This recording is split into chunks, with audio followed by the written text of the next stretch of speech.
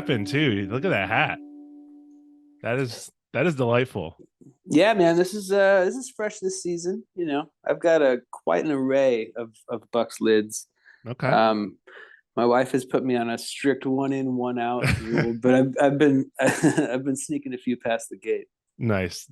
There's something about the Bucks that Bucks fans like the branding of it all. Like Yeah. love it. Like the design of Bucks stuff. Because I have a friend who he runs actually an Instagram account called Hardwood Bucks that's dedicated to like the 70s design era of the Oh Bucks. yeah, yeah, It's really fascinating. There is so much just like design and merch just centered around it, and like they have a yeah, good man. history with that.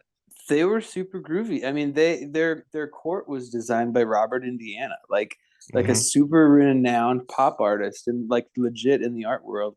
And they Hmm. were like, "Hey, we want to hire you to just paint a basketball court, do whatever you want." And they That's came up amazing. with the Mecca, and it's iconic. It's incredible. Yeah. And they got like, I mean, you got a little like deer in a sweater. Like how wonderful is that?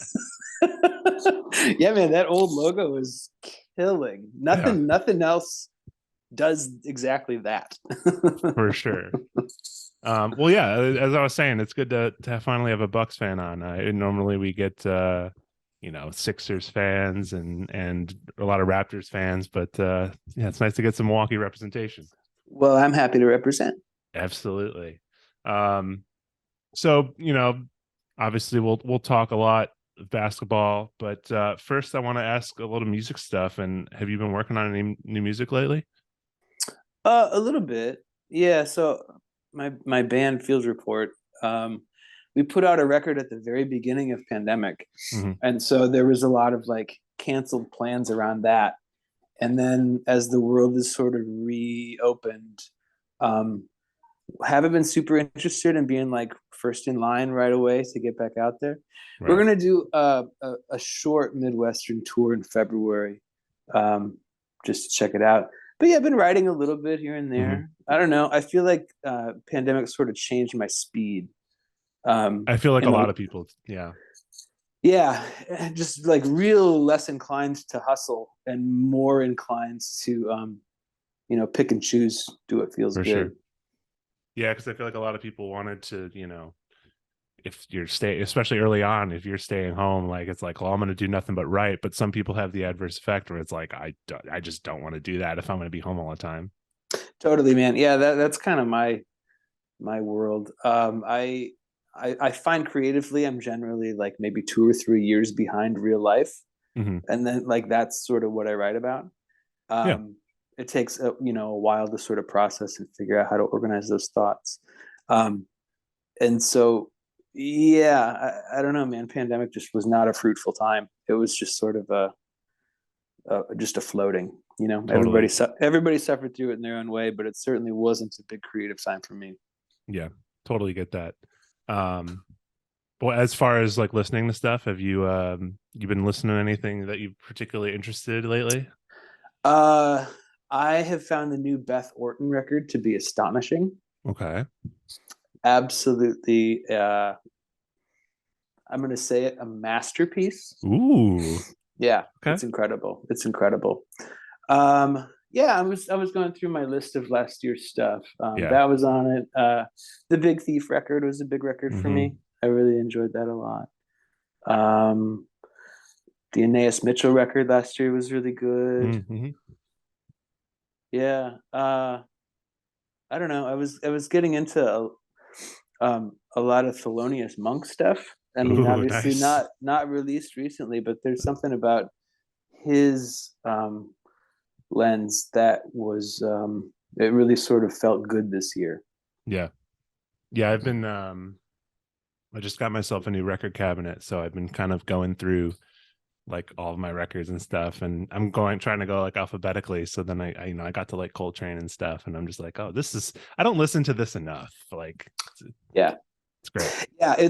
I think it's great to have that stuff in your collection, Hmm.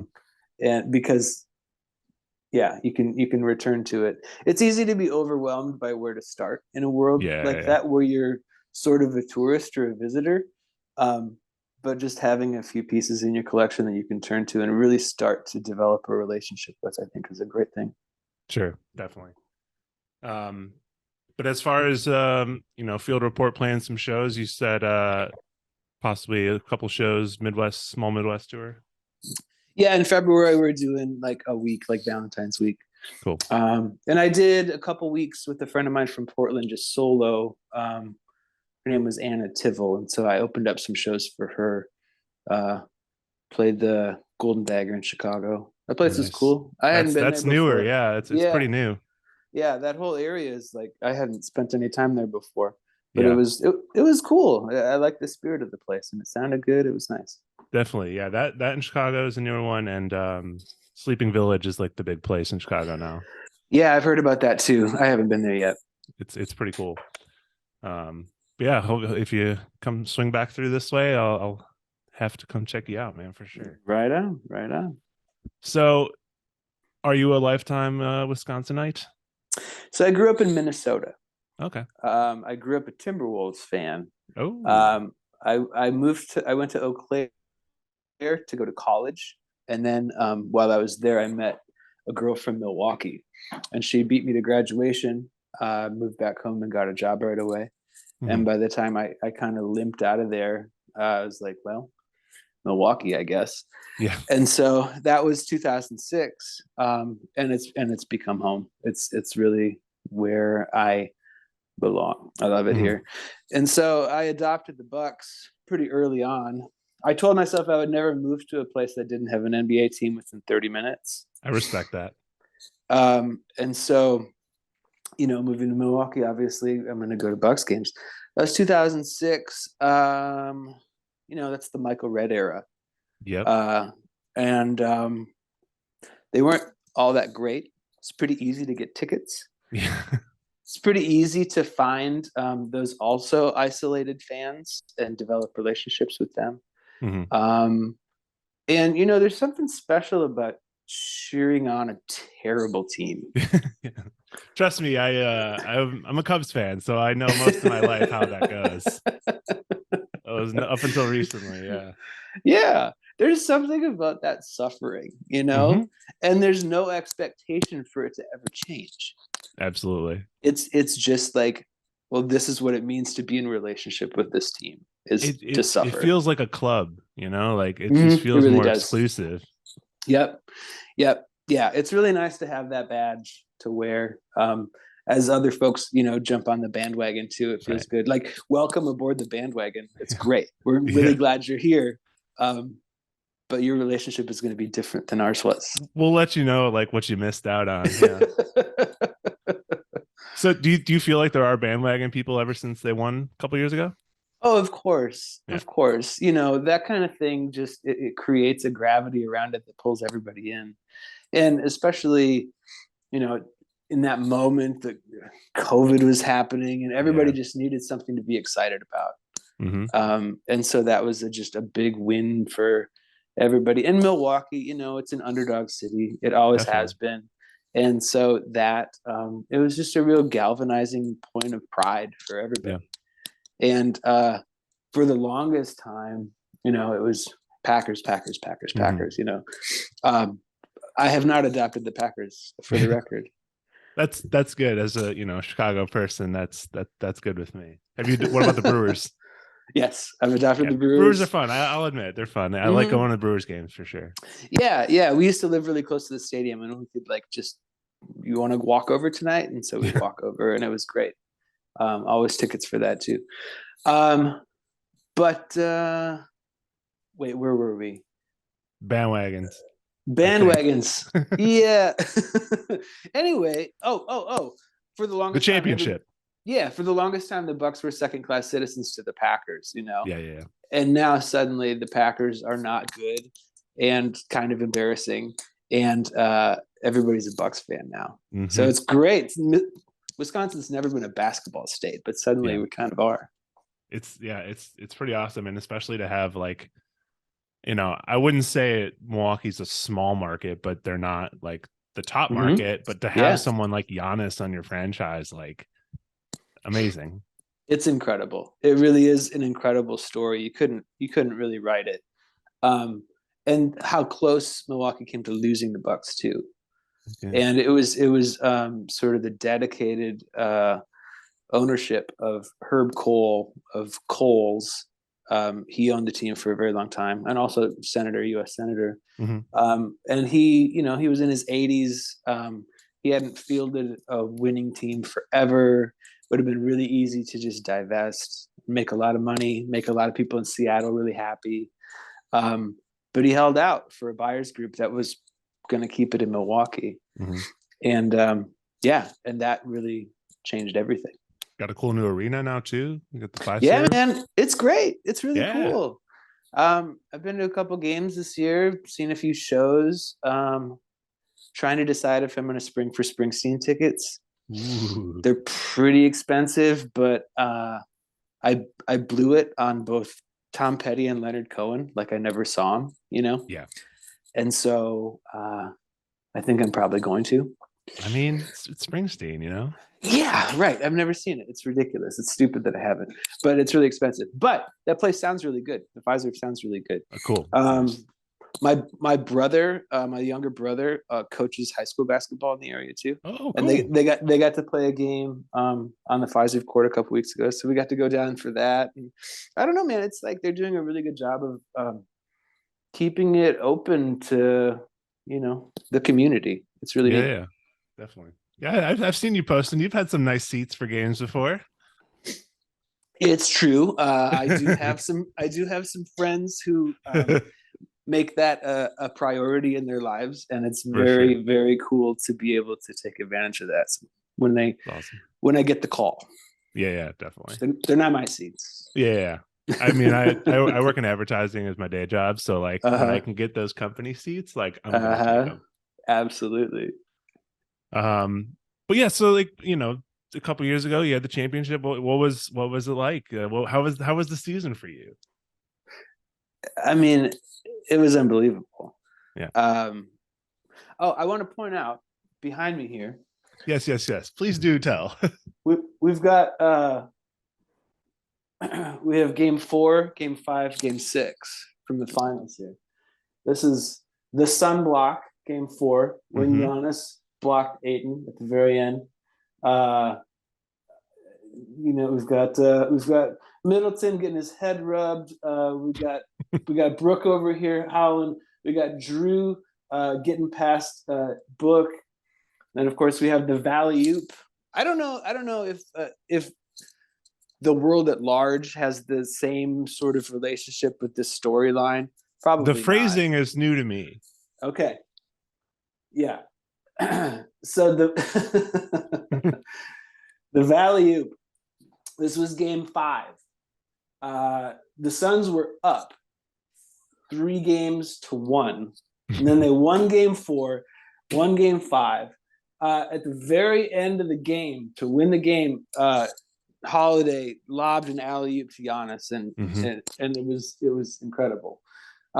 They've got this. There was this Suns fan here that was on TV. He had like a bunch of $100 bills. Was it the guy who's like Suns in 4? Yeah. So he's on this poster, and then of course we have Bucks in 6, the prophecy, game 6. There you go. The stuff of legend, Brandon Jennings. In the playoffs. What year was that? I don't know, like 12, 13 maybe. In the playoffs, they were down against Philadelphia, I think. And the reporters were like, "What's going to happen? You guys are down." And he just said, "Bucks in 6." And it wasn't Bucks in 6 that they lost. But that phrase and that confidence and that belief became kind of a mantra. It lives on. It lives on. And then this is when the prophecy came true. Brandon Jennings, the prophet, prophesied that it would be Bucks in 6, and in fact it was Bucks in 6. Bringing the championship to Milwaukee. The first time since 1968, I believe it was. Yeah. It's nice to have that long time coming, championship. It always feels good. It really is. Oh, by the way, I want to shout out this artist. His name's Kyle James. Cool. He does all kinds of like movie inspired posters. Kyle James Film .com and also Instagram at Kyle James Film. Oh, nice.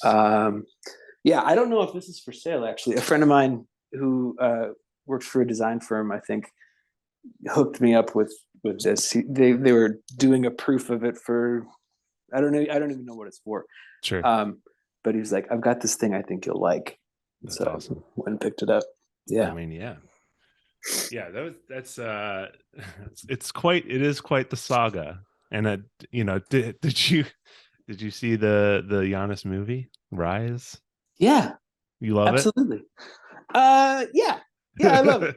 And I read the book, the Giannis book. Love that too. I mean, aboard, dude. The man he's unbelievable. Yeah. I mean, physically, he's incredible. I buy the whole humble thing. I really do think. I do too. Yeah. I think it's real. I think it's authentic. The love that he has for his family. I don't know, man. He's just kind of like the anti NBA hero, sort of in a weird way.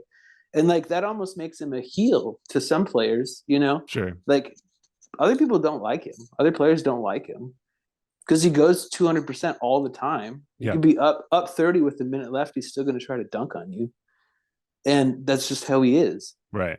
But yeah, man, he's incredible. The fact that I get to watch him on a regular basis, that's somebody who's going to go down in absolute history. And there hasn't been anybody like him before, and there won't be anybody like him. I mean, after. no, like as a player, like play style, like so just completely unique to be that tall and that long and have like, the dribble skills that he does. And we may not, we'll see next year how Victor Wembanyama does. We'll see what that's like. But yeah. But it's not. There's no one like him in the NBA. The way he gets to the lane and just it's so effortless. And the numbers that he puts up, you never watching the games, you never think he's got as many points as he does, and then suddenly he's got 45, 20, and 12. It's just like, who are you? Because he puts in the work. I mean, like he does. Look at him when he was a rookie. That's just it, man. I think that's why people up here love him so much, is because they remember when he was almost 100 pounds lighter. Yeah, he's massive now. Yeah, and he was so. I mean, everybody talks about like, oh, when he first came to Milwaukee, first came to the United States, he was like, oh, smoothies, smoothies are so good. And it was just such an innocence. Yeah. Coming into a place with access to anything he'd ever want, and and suddenly he has money and notoriety, and just what a change in his life that was. And so I think keeps that innocence. He really does. Yeah. Like he still gets he still tweets about like, oh man, Oreos are so good. There was honestly the morning after they won, I was watching him on Instagram Live, and he was just like in the drive-through at like Chick-fil-A or something. And he's just like talking with the drive-through person. Like he had the trophy in his passenger seat. Like, dude, it's unreal. And that's not a shtick. Like last Halloween, he just went out trick-or-treating. Like he was just out on the street in some neighborhood with his kids, just trick-or-treating. That's just Yanni. It's crazy. I'm very excited for the future of the NBA. We got, it's obviously very topical right now. We got like 2 years left of LeBron. And after that, we got Giannis. We'll still have KD. We'll have Luka. Like there are still like tons of stars in this league, and it's really exciting. Yeah, and I'm a huge John Morant fan. Like he's going to be a superstar forever. He's incredible. I really don't think it's ever been as stacked, honestly. Like the people in today's game I think they're just the best of all time. I really do think so. I feel like people tend to feel like there's these eras led by a person. There's the Jordan era. Before that it was, you got like Magic Johnson, and you got like your Wilt Chamberlain, whatever. But now, and then you have LeBron, But now it feels like you can't just pick one person.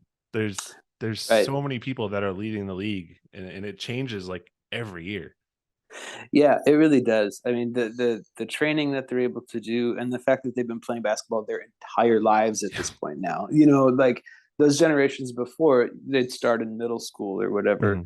and these guys have been playing since they were like 3 years old, Right. and like competitively too. So yeah, the whole organization's around, and the sort of adjacent, systems leading up to an NBA career. Yeah. Not to mention the medical staff and the training and the nutrition and all of it. Yeah, it's really, really, really wild what these people are able to do with their Right. bodies. And there's players like it's obviously a separate thing, but like they've been playing basketball so long, or they're at a point too where like even like basketball video games have been like, as long as they've been alive, they've like seen like, video games with good graphics, and like NBA Totally. 2K is part of NBA culture now, which is like insane. Absolutely. And like, they wear the neon sneakers like NBA Yeah. Jam. Like all of it is sort of it's all of a piece now. And yeah, it's really cool. And that's why I think, going back to Giannis, I think it's so interesting. That's why he's such a special case, because he wasn't a Yeah. part of that at Right. all. He Yeah. didn't have any of that. I mean, maybe they'd play some old video games here and Right. there, and try to keep up with the stuff, but he wasn't like on the cutting edge of basketball culture, and he didn't Mhm. start playing until he was older. So I think that makes him unique too. It's like he Definitely. missed out on a lot of the cultural stuff about it. There's a similar feel too with Joel Embiid, because Yeah. he started late as well, and Yep.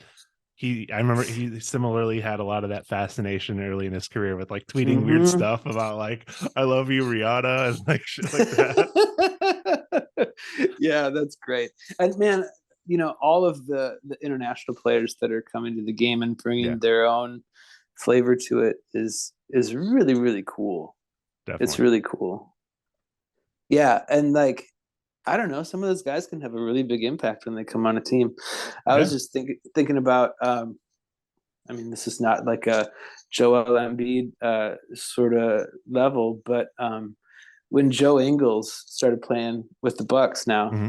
bringing that sort of chippy Australian ball and just like court vision and looking to pass and finding his spot. Right. That's been saving them right now. Joe Ingles With, has a fan club. He does have a fan club. People Yeah, love him. yeah, but there's like that chippy Australian thing. For a Yeah. while, the Bucks had Andrew Dellavedova, Hmm. and Delhi was like, he's sort of a similar sort of approach, just like would dive for any loose ball, take any Sure. screen, go get it. Also, he had his own sneakers, like Australian shoes, and they looked like a busboy would wear them. They're just like super corny. Amazing. So, how do you feel about this year's team then? I mean, it's disappointing. Right now, we are in the doldrums right now. A real ugly stretch against teams that we need to be able to beat. Yeah. But flip side of that is, I would rather be losing to them now in the middle of the season, rather than having gone and won 65 games and Sure. then be surprised in the playoffs. Definitely. I So mean, and you're still what, third seed right now? yeah, Yeah, yeah, we'll be you're okay. fine. You're fine. Yeah. We'll be fine. And it's going to bite me, but I don't believe in the Celtics. I don't believe in them. I think Jason they, Tatum is playing unbelievable basketball. yeah, for some reason I'm still suspicious of Jason I Tatum. hear you. I hear you. Uh, yeah, and why am I blanking on the guard's name? The other guy, Jaylen the Brown. counterpoint, Jaylen Brown. Not a believer in Jaylen Brown. Okay. Not a believer. So I hope that doesn't come back to bite me. Um, but no, I feel pretty good that we can match up against them. Mhm. Uh, uh, Sixers will always be interesting. Sixers will always be interesting. How's Harden been doing? I haven't been watching them lately. He's had some good games. Yeah. I feel like the past, his tenure with the Sixers so far has been that of Mm-hmm. inconsistencies. He'll be either really effective or he'll be completely quiet. I heard that he's trying to go back to Houston or Oklahoma City. I Who knows? I, Like I never know. he's one of those guys that's just never like living in the moment. He's always like Yeah. looking forward, looking back. I don't know. Yeah. So Embiid's incredible, obviously. Mhm. Yeah, the East is really stacked. I There's a mean, lot going on in the West too. Brooklyn was starting to show some signs of life, and then now Katie's out for what could be a month and a half, a Yeah. month.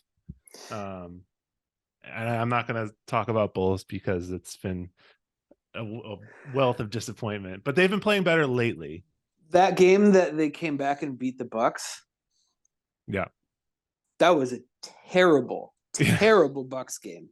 We were up by like 20 with like 5 minutes left or something obscene. And then DeMar just doesn't quit. Fourth quarter DeMar is a great thing. He's incredible. And they came back and embarrassed us. Yeah. But on the flip side, the Bulls had the opposite end of that, where when they played the Cavs and Donovan Mitchell scored 71 points against us. So, it's a fickle game. It goes back and forth. That's the beauty of it, though. All right.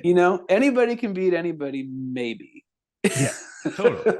That's why playoffs are so great, because it's really any 7-game series is just like you have no idea who's going to win. And 82 games is a long time. It is, and it's a long time. I'm a baseball fan, but 162 games is just like it's insane. It's too much. I think even baseball players agree. Like we can pull it down a little. Yeah. Go ahead. Just Brook Lopez needs to be Defensive Player of the Year. I think. I don't know if there's anybody else who has earned that. He's averaging almost 4 blocks a game. I love that he's really become, like a staple of that team. Oh, he definitely is. Yeah, he definitely is. And the fact that he can pop out and hit threes like all day. He's a weirdo. Not many people can change their game as drastically as he has over the course of his career. He's really cool. I mean, the NBA has kind of demanded it. Like, you need to be, if you're a big man, you need to learn how to shoot. Yeah, because if you can't, like Joel Embiid can do it, even like, I'm not saying he's effective at it, but Dwight Howard has tried.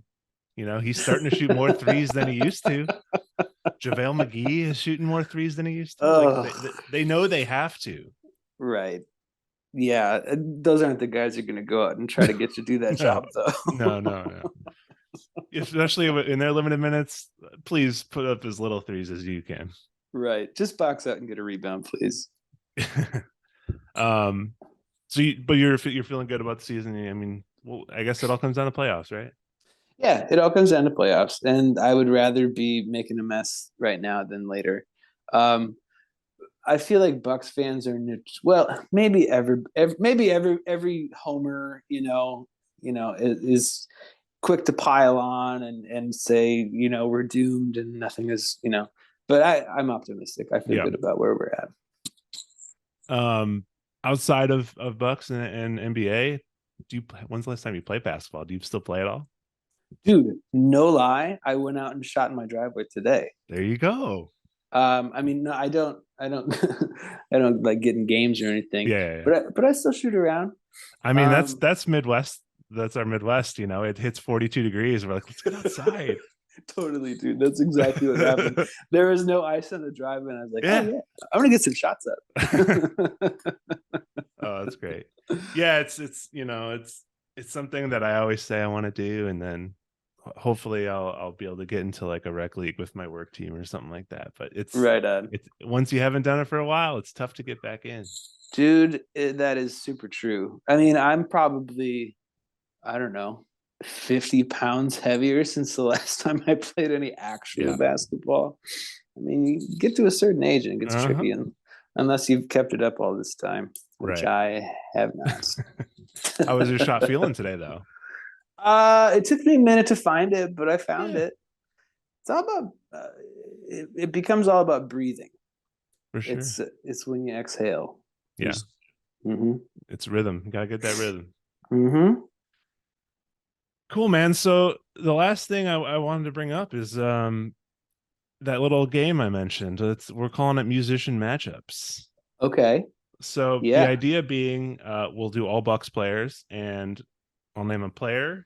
You tell me who you think they sound like. If it's a singer, band, whatever. And Mhm. whatever your reason is, it can be completely anything. And we'll compare our answers back and forth a little bit. Okay, you're gonna give I do it some as well. some Yeah. offers too. Okay, cool. All right, let's Um, go. Let's but go. okay, so we'll talk with someone we mentioned earlier is in your early Bucks fandom, Michael Redd. Michael Redd, Michael Redd, Michael Redd, Michael Redd. Uh Nelly. Has to be Nelly. Ooh, interesting. Of Why the do you say same that? of the same era. Yeah, Somebody who you know, did more than a serviceable job in the yeah, moment. Doesn't really get a whole lot of love now. yeah. Midwestern guy, sort of stayed true to his Midwestern roots. Has a charitable enterprise. But there was a song that Nelly had where he referenced Michael Redd. Oh, yes. It was it's called Heart of a Champion. Mm-hmm. Features a sample of Round Ball Rock, which is the John Tesh NBA and NBC do do do do do do do Yep, do yep. do do do do do, like a full on like 10-second sample of that. Yeah. So John Tesh definitely got some of that Nelly money. But there was a line where Nelly said, I'm Buck like Michael Redd. Say it again, I'm Buck like Michael There Redd. you go. Mm-hmm. I see it now. Yes. Yeah. Yeah. That's a good one. I mean, that's very on point. Yeah. Um, I had the same reasoning for my pick. It's Uh-huh. just because, of the era, was very good in it that span and then kind of tapered off. But I'm all of my picks, most of my picks, I'm keeping with my, the indie basketball theme. So I'm Yeah, yeah, yeah, sticking yeah, with yeah. indie rock bands. Mm-hmm. I went with Rogue Wave. Though Okay. they're not Midwest band, but the albums they had in like the mid 2000s were so great. And Mm-hmm. I haven't heard too much of them lately. I did listen, I think 2012 was Permalite. I listened to a lot of that, but they tapered off a little. They were huge in the OC soundtrack era. Sure. Yeah. Yeah, No, I like that. I like that band. I haven't thought of them in a little bit. I think exactly. that's a pretty good fit for Michael Redd. Yeah. I'm into it. I'm into it. All right. So move on down the line. Kareem. So Kareem, I don't know where you're gonna go with this, but in my mind, Kareem is bigger than indie rock. I True. think Kareem. I'm gonna say Stevie Wonder for Kareem. Okay. Of a similar era, similarly sort of iconoclastic. Like there's nobody else that can do what they did, Yeah. and they're known for their singular take on the form. Hmm. They also He also used his platform to address social issues and inequality, and they were also both kind of funky, and they Hmm. also kind of had a sense of humor about themselves as well. Stevie Wonder just seems like he's always kind of a joyful, smiley guy, Yeah. and Kareem, while not joyful or smiley, like knows how to sort of poke fun at himself too. Hmm. He was an airplane, for heaven's sake. Yeah. The thought you're putting into this is fantastic because you're really every corner you're kind of getting it. It's great. Thank Um, you. no, that makes so much sense. And while I do agree, in all actuality, Kareem is much bigger than indie rock, but I still kept it. If we're looking at like kind of Yeah, the yeah. top end of that, I would say, and I went with a little bit of a different reasoning too, is that Kareem had like two different kind of eras of his career Mm-hmm. where his Bucks career where he kind of like blew up and became who he is, and then he had his Mm-hmm. later days with the Lakers where it's almost like two different kinds of iconographies of the same person. Sure. So for that reason, I said Radiohead because their early stuff is much different than their more recent stuff, and they're both great, but it's just there's these two different worlds that are. It's almost like you can separate their career out like that. I like that. I buy that. I buy Yeah, that. And Radiohead might be the indie rock band that's big enough to be Kareem. exactly. Yeah, Yeah. yeah. Yeah. That's good. And when we eventually get to Giannis, that might also be tough to kind of keep in the realm, but Yeah. Yeah. Yeah. but But before we do that, there's one that I'm curious, because before we even talk about this, our pick is Grayson Allen, and I needed to know how you feel about Grayson Allen. I don't have strong feelings Sure. about Grayson. He's helped us in some situations. Yeah. He hasn't helped us in some situations. He's got an extremely punchable face. I mean, yes, that's how I was phrasing it as well. It'll be interesting. I think the trade deadline is approaching, and there's been a lot of talk about where he might land.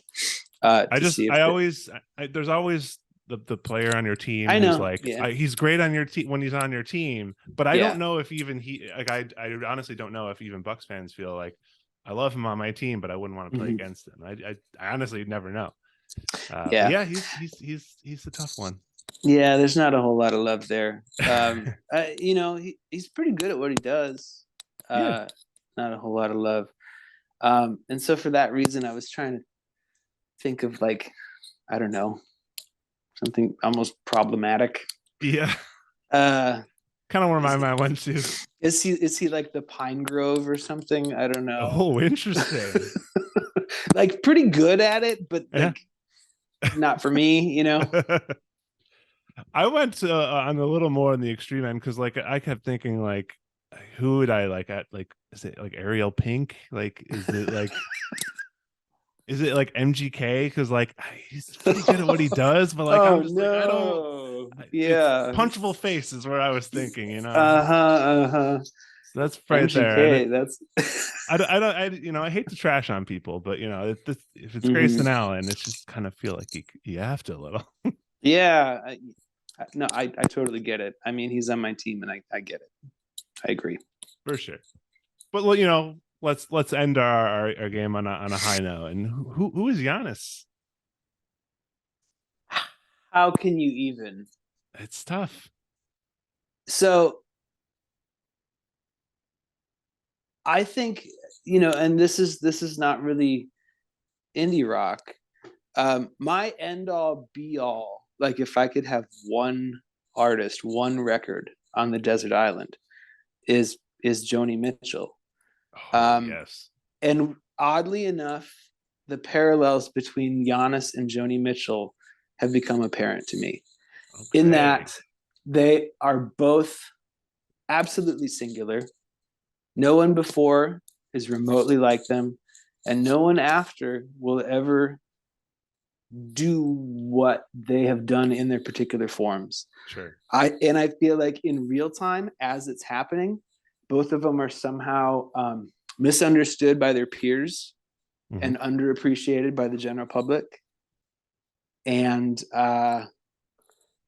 and I think they're both driven by something mysterious. Yeah.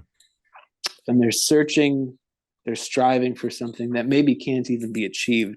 But in the hunt for that, they've left behind a trail of work that will never really be equaled.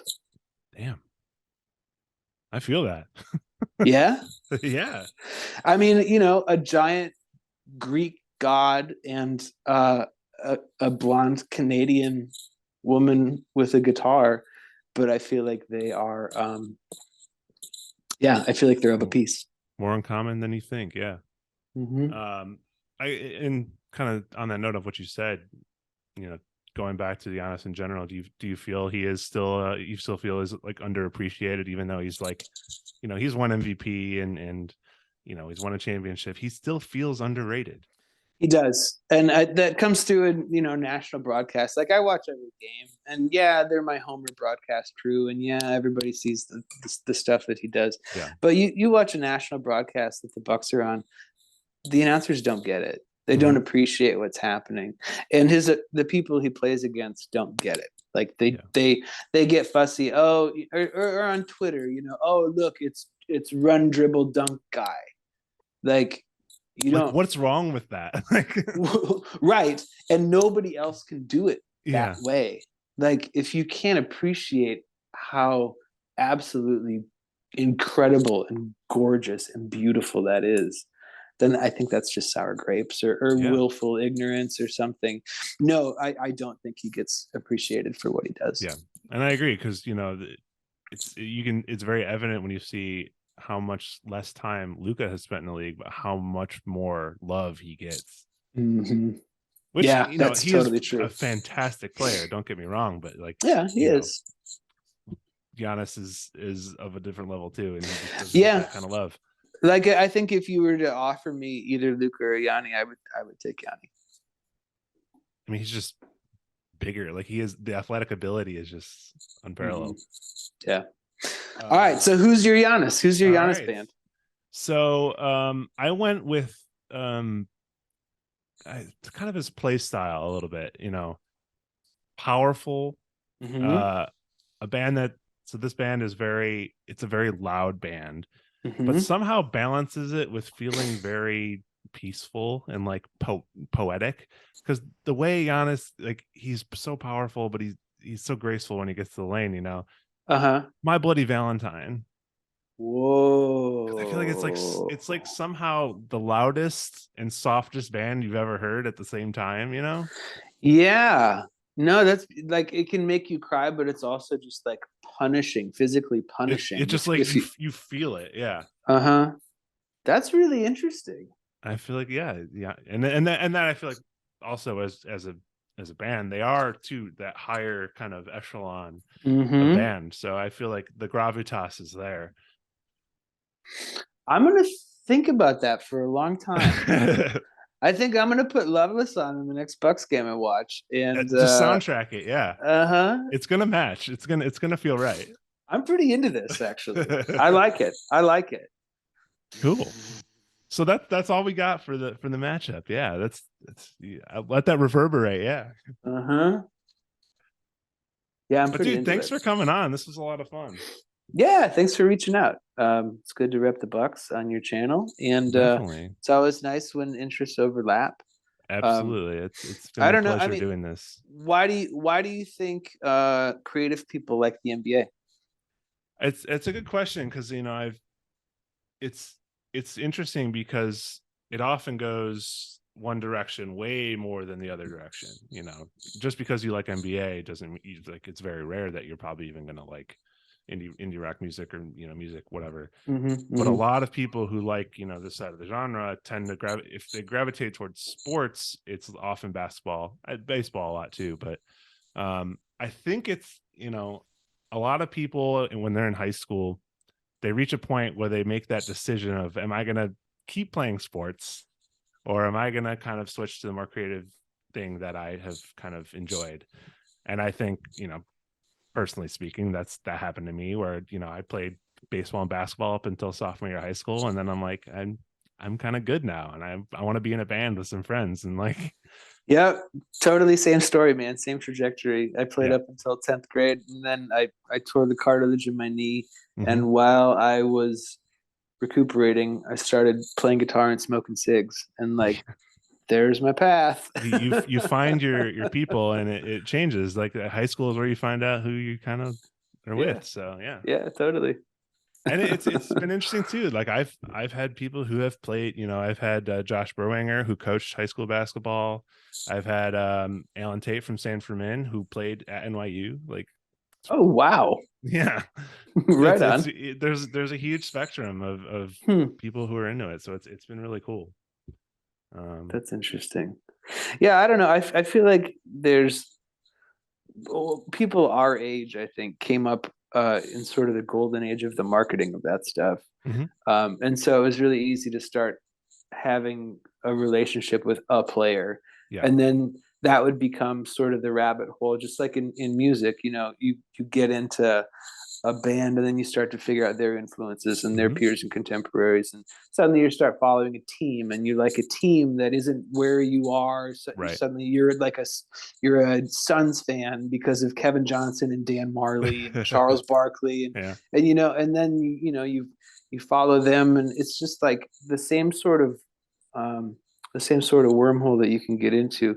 But also, I think from a musician standpoint, 5 people on the floor, that's kind of like a band. Yeah. And I've done that parallel before too. I've like tried to make a band out of like NBA players and like stuff like that, which is a fun exercise. But no, I totally, and I think there is that kind of community, where clearly, because of this, like the people who like both, like they nerd out about both, which is it's great. Yeah. And thus there's a whole Discord, which I saw you join, by the way. I did. Well, I got the invite and I was like, I'll join. I appreciate that. Keep an eye on that for sure.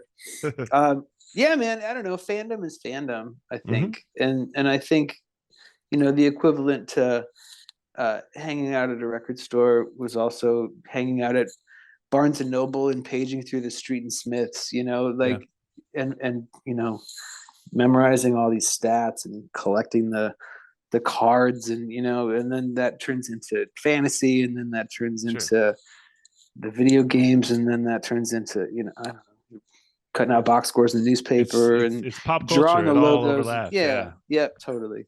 And even like if you draw further comparisons, like there is a reason that Bruce Springsteen plays the same place where the Bucks play. Like the arena of it all like overlaps. So that's a really good point. Yeah, the temples are the same place for both, for sure. But it's it's good to have the passions where they both overlap, and it's great. Right on. Well, cool, man. Thanks a lot for having me on. I appreciate it. Absolutely. Thanks again for joining, dude. Yeah, it's good talking to you.